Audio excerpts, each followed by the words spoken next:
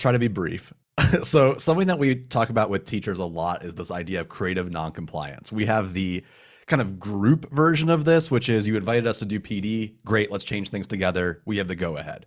But we also have like the other 80% of our work, which is we have all this cool stuff online. I'm just a teacher at a building, and I don't feel like people are going to go along with it. So what do I do? How do I get started?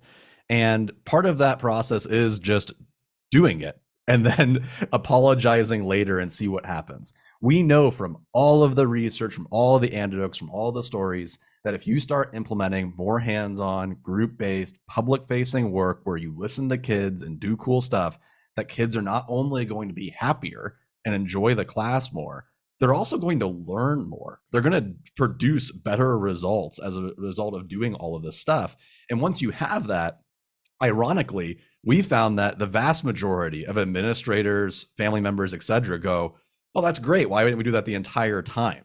But if we would have asked to do that beforehand, they would have been like, I don't know if we're ready for that just yet. This might upset someone, et cetera. So just doing it and then seeing what happens.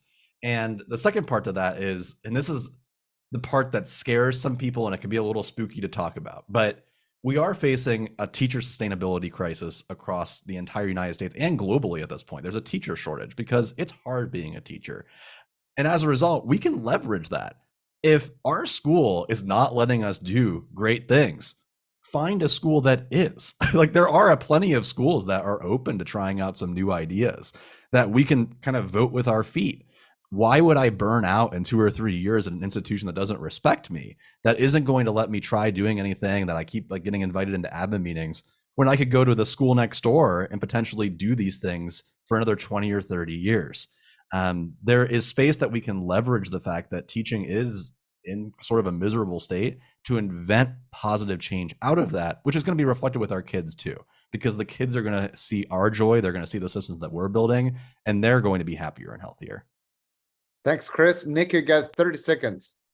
Oh my goodness. I was just going to say mic drop because I think Chris nailed it, but I would say teachers just try to understand and take inventory and leverage your own relative power and privilege in your own context, either to resist dehumanization, right? Make the other people do the cruel stuff, the dehumanizing things. You don't have to be that person, but then find ways that you can make room and make space for other people to enact change too. So take inventory, leverage your own relative power and privilege, and try to restore humanity to education. Had to squeeze it in there.